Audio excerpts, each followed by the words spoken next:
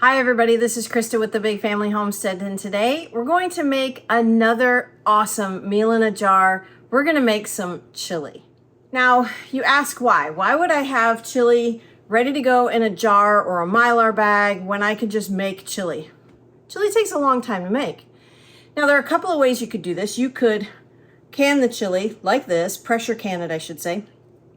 Where it's ready to go, you just pop this open, pour it in the jar, or pour it in your pot to warm it up, right? Well, you can do this. However, this will only last a few years because these seals give out, and it'll just go bad. It'll go bad.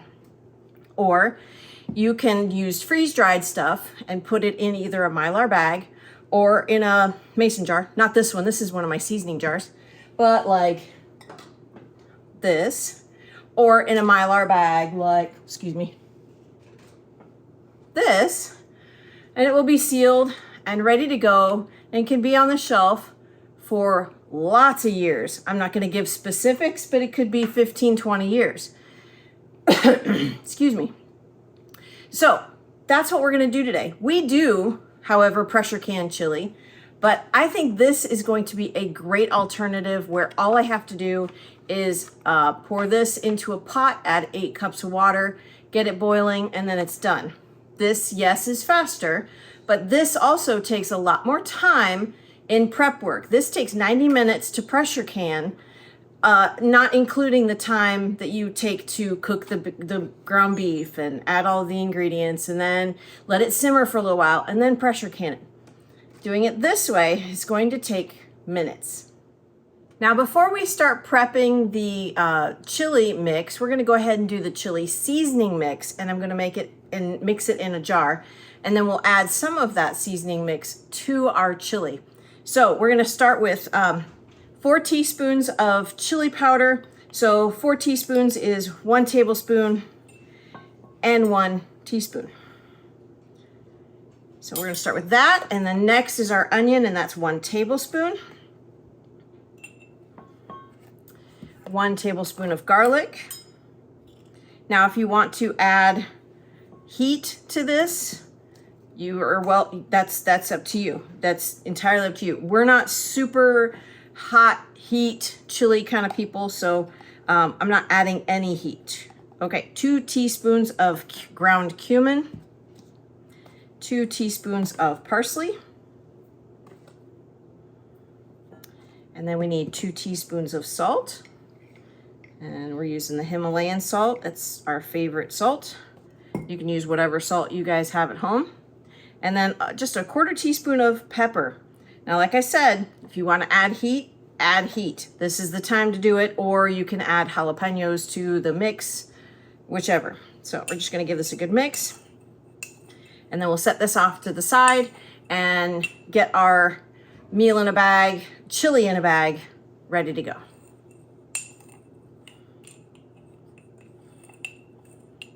It smells good. Okay, here we go. We're going to go ahead and make our chili mix. Sorry, chili meal in a jar. We're going to go ahead and make our chili meal in a jar. I'll get that straight. Okay, so I'm going to go ahead and open up our ground beef. I have vacuum sealed this so that it lasts a lot longer. And they're usually pretty tricky. Nope, that one wasn't too bad to open. Okie doke. So we're going to go ahead and start with our beans. We're going to do 1 cup of the instant red beans, not the regular red beans, the instant red beans. And I got to tell you, folks, I just opened this can and it smells fantastic. I love beans. Being Puerto Rican, red beans are a staple. So I'm going to go ahead and put a cup of beans in there. And in this other one, I'm just going to make 3. So 1, I'm going to prepare and show you how to make, and then 2 of them, the one in the Mylar bag and one in the mason jar, I'm gonna seal up. So, look, a trick that I have learned from doing these meal in a bag is use a canning funnel. It really makes it easy. Actually, there is another tool that you can use to keep this steady. I'm gonna be right back and I'll show you. I completely forgot about this tool. Okay, so a subscriber sent this to us. This is a fantastic tool that you can use for Ziploc bags, like if you're gonna do freezer meals, whatever. But this will hold this bag steady and it will hold it open, which is great. Our kids use these more than I do because they're, you know, putting leftovers in a Ziploc bag, you know, like spaghetti noodles or something like that. There we go. That holds that open really nicely. Look at that. Love that. That's fantastic. I'll drop that down just a little bit more. All right, so now I probably will still use the canning funnel just so that I don't make a mess everywhere. All right, now we need a 1/2 cup of tomato powder. Oof. Go slow on that. It does poof a bit.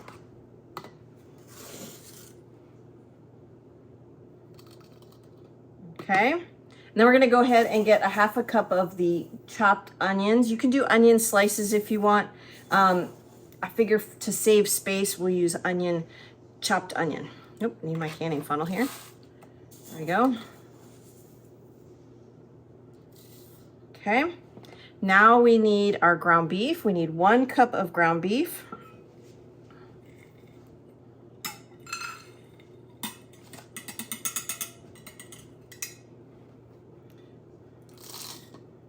Trying to be very careful not to dump it on the ground. Ah, like that.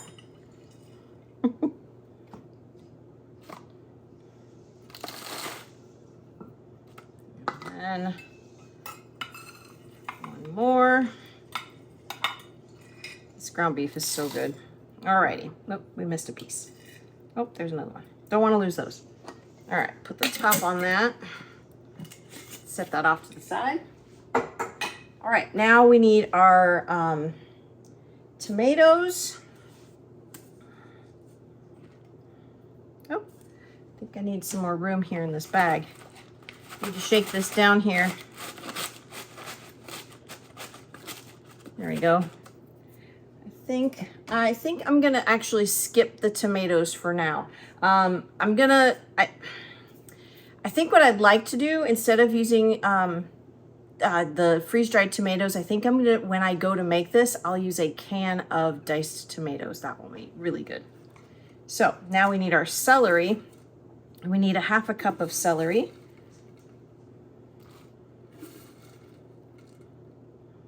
And I know a lot of folks don't add celery to their chili. They think it's strange. We have always added celery to our chili. But I know when we lived in Ohio, they're like, you put celery in your chili? That's so strange. But I think it's because the people in Ohio, they're used to Skyline chili, which is not chili at all, and it's not spaghetti sauce. It's something completely in between. So there's no celery in that, so it's very strange to them. Now, we need some beef bouillon, which we need 1 tablespoon of that.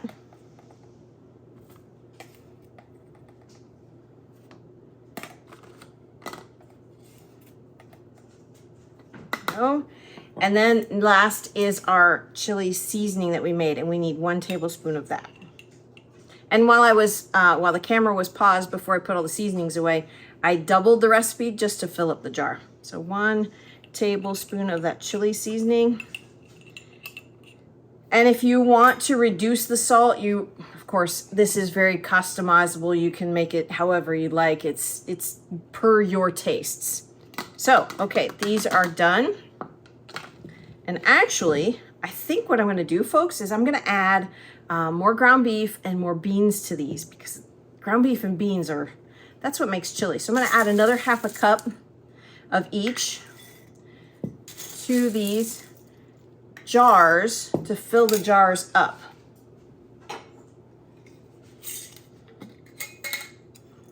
Because I don't want to waste the space. Oh, that doesn't fit in there. Put these in here like so.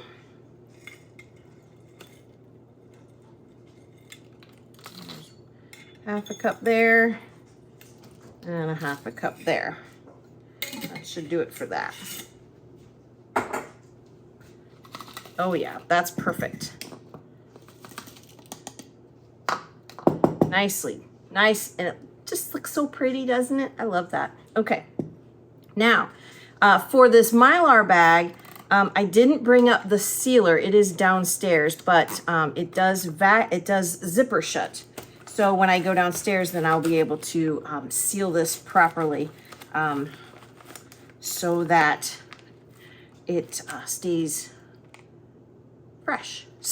Sorry, I forgot the word I was trying to use. Also, we'll put an oxygen absorber in this, but I'm gonna seal this right now so that it doesn't spill all over the place. There we go. Look at that. Perfect. Meal in a bag. Okay, so now before I cook this up, I'm gonna go ahead and vacuum seal these jars just so that I don't forget, and then they get soft and gross. So this mason jar sealer is such a great tool to have in the kitchen. It's versatile. It can do wide mouth and regular mouth. It's battery powered, so I don't have to haul around the big food saver thing and the attachments. This is just so easy to keep with whatever I'm doing.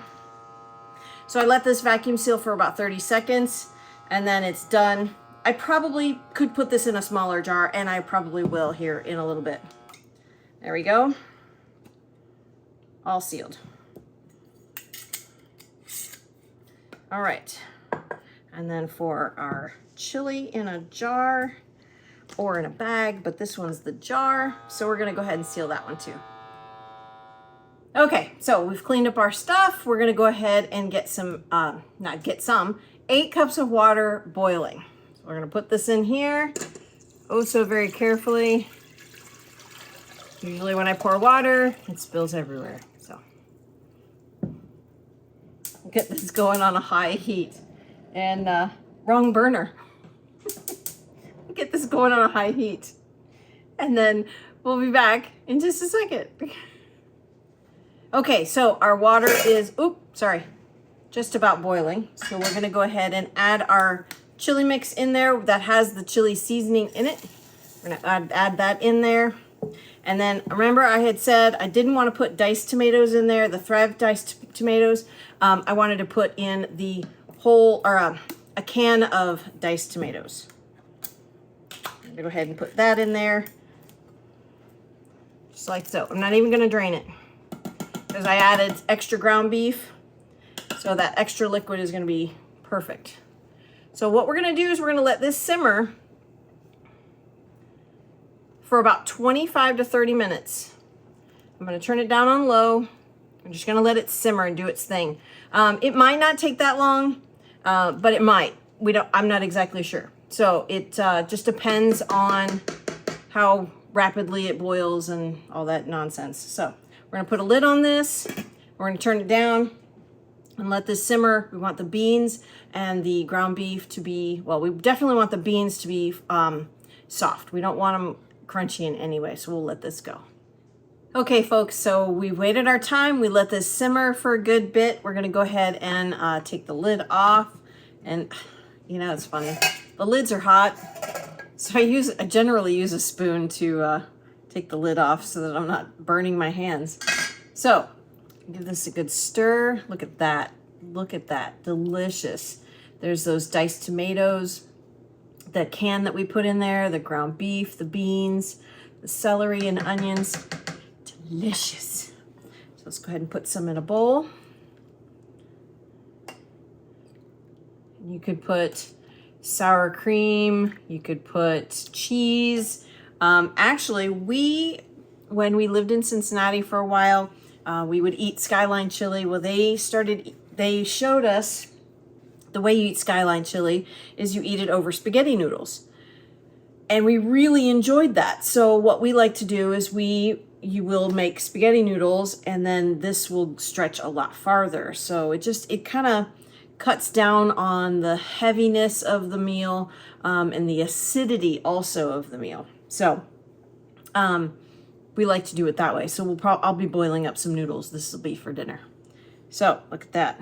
All of those delicious, I hope you can see that, pieces of ground beef, the beans, They're fully rehydrated. There's some celery and the onions in there, the diced tomatoes. Oh, this is so good.